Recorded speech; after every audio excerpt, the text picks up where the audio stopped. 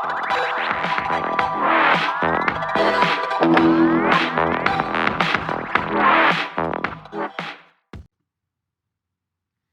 gang, let's draw some 3D space vehicles. I'm going to start with the foreshortened circle, turn that into a cylinder, just like we've done with cakes before. So the guide dots, join those with a smile, and the line that goes around back. Pull down the sides.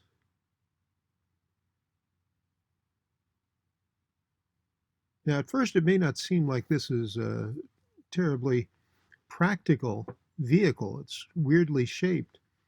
But if it were assembled in outer space, it doesn't matter. It doesn't have to have smooth, streamlined angles or anything like that. You can have things any old shape in outer space and they'll work just fine. They don't have to be aerodynamic.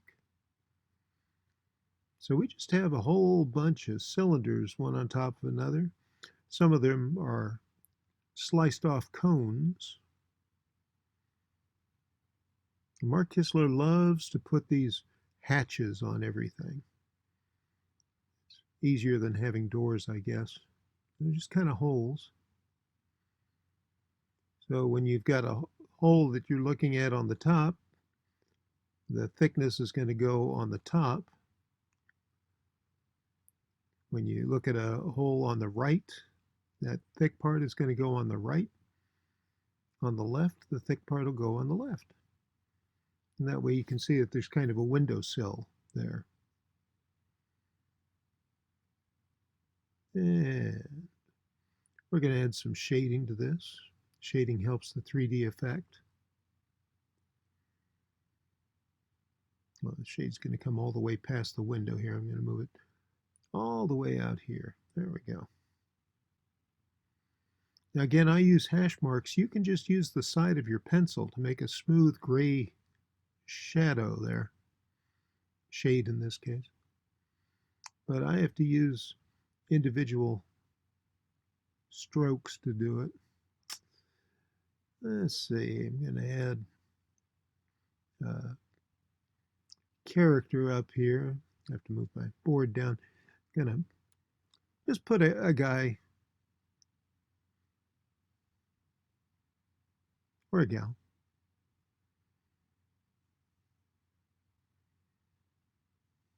Give him some weird hair. And he can't just be hanging out in space. He's got to have a bubble over him so he can breathe. I'll just add another character over here.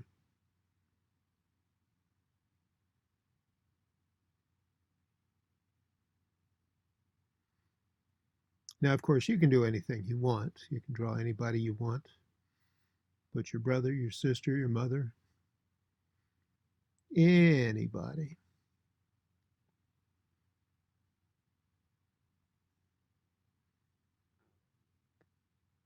There's somebody over here waving. Hello, I'm out in space. Now, he is in trouble. He doesn't have any sort of headgear. He's not in a bubble. I don't know how he's breathing. So we'll add these extensions.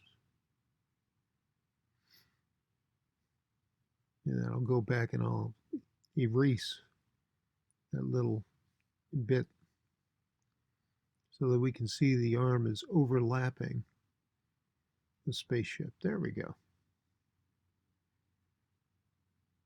Touch that up a tiny bit. Okay. And extend that arm.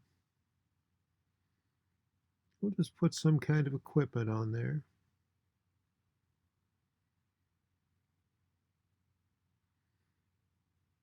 Maybe a telescope. Do a long cylinder. And a couple of smaller cylinders coming out the other side. Just like a telescope. There we go. Put kind of a bracket on here. It's hanging on to the telescope. Make it a little bigger than the telescope shaft itself. There we are.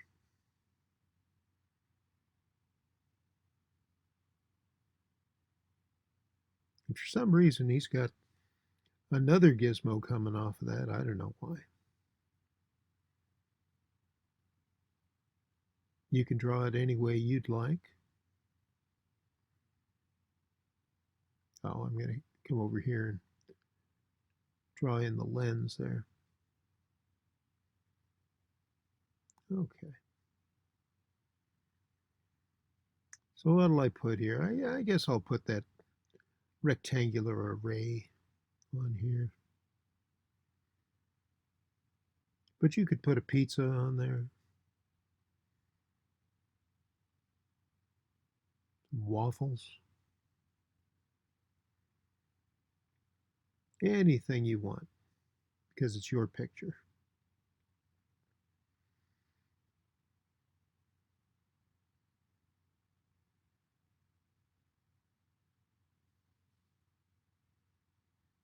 So that's our space explorer, our lunar lander.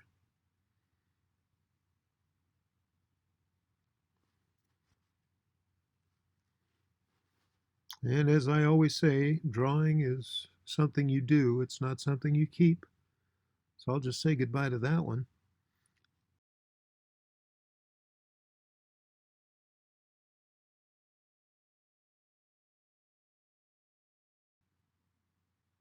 Now we're going to draw one of my favorite drawings of all time. I just really enjoy this one. I like the way it takes advantage of placement, foreshortening. So we're going to draw this main module here that's a big pencil, and it'll have 4 smaller modules coming off in directions 1, 3, 5, and 7. Yeah, so there's your basic pencil. And coming off here in direction 5, sticking out the other side in direction 1.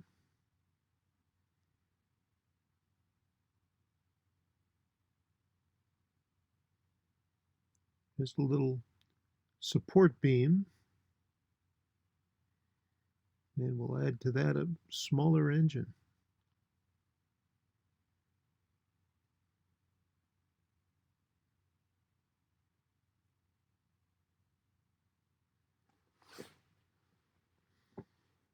On the other side, we're going to change the placement. We're going to make it higher on the page.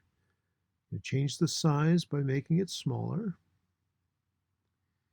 And the support beam is going to overlap in front. And you'll notice the one on the left, the module overlaps the support bar. In the back, the support bar overlaps the module. It's that overlapping that helps create the 3D effect.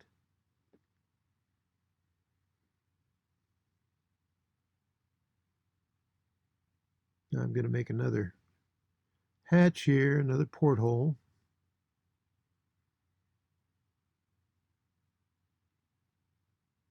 And out of that is going to come one of these support beams again.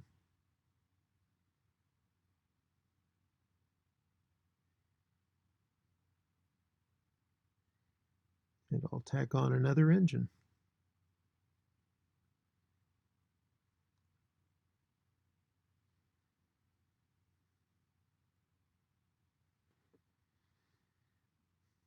Now I will admit to being a little sloppy here then.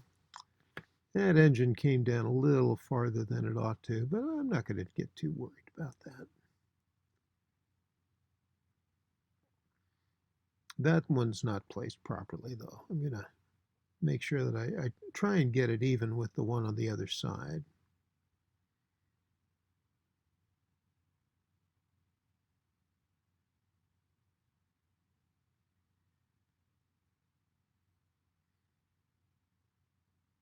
And attach it with the bar.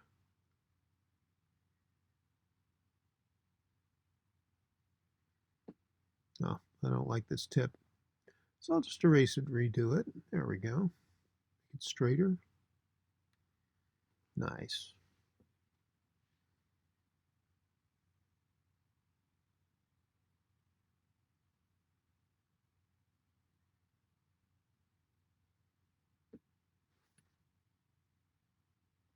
I want to take out, just make a nice white line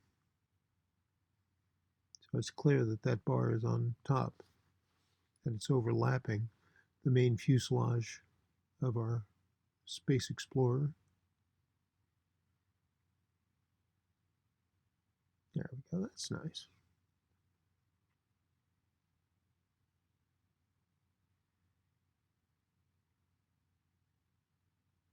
There we go, we'll have it blasting off. We'll do these whoosh clouds. Mark Kistler likes the whoosh clouds.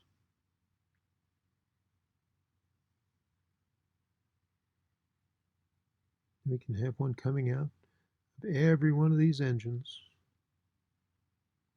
Whoosh.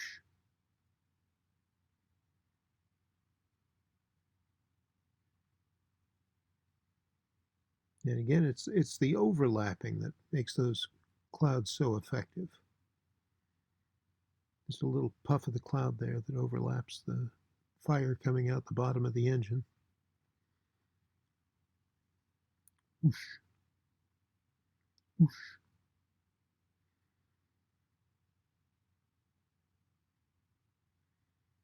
And we got to have another hatch. Somebody coming out.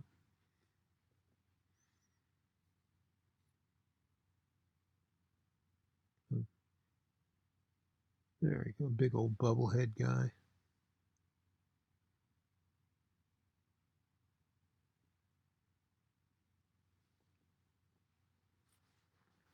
Maybe a guy with a shaggy beard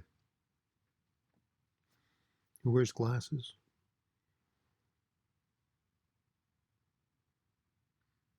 He's got like 3 hairs on his head and they're all being whooshed down.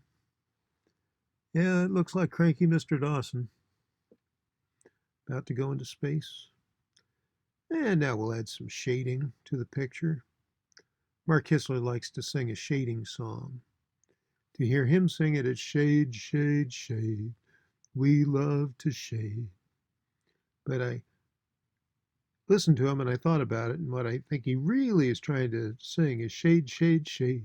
We love to shade, shade, shade, shade. We love to shade, shade, shade, shade. We love to shade, shade, shade, shade. We love to shade, shade, shade, shade. We love to shade, shade, shade, shade. We love to shade, shade, shade, shade. Drink lemonade, shade, shade, shade. We love to shade, do, do, do, do, do, do, shade. We love to shade. Singing is a good thing to do while you draw. It keeps your brain busy. Shout out to Jason again. Thanks so much for sending in your pictures. I would love to see pictures from everybody else. So please, seriously, send me your pictures.